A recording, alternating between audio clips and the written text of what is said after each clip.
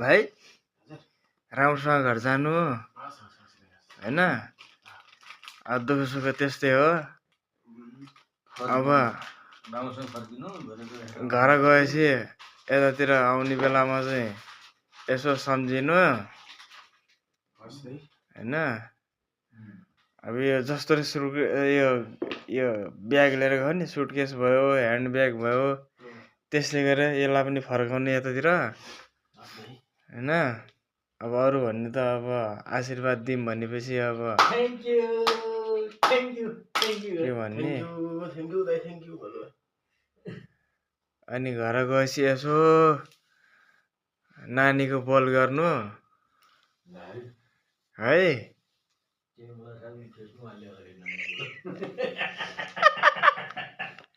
राति 4 बजे उठेर नानीको बोल गर्नु मलाई अहिले घर जाला अहिले जुत्ता टाल्ला नै मान्छे है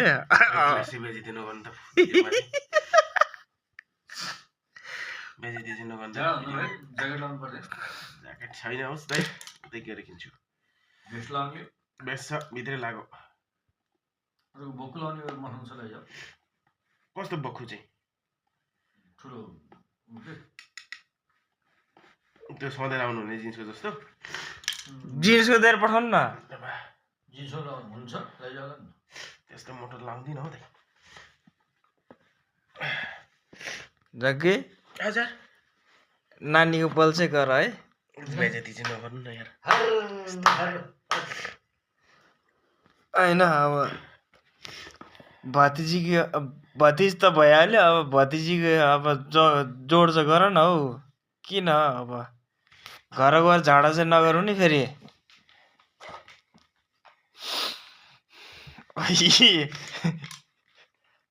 झडा नगरिकन आउनु ल के भन्छन् बुढाले यार सुभायात्र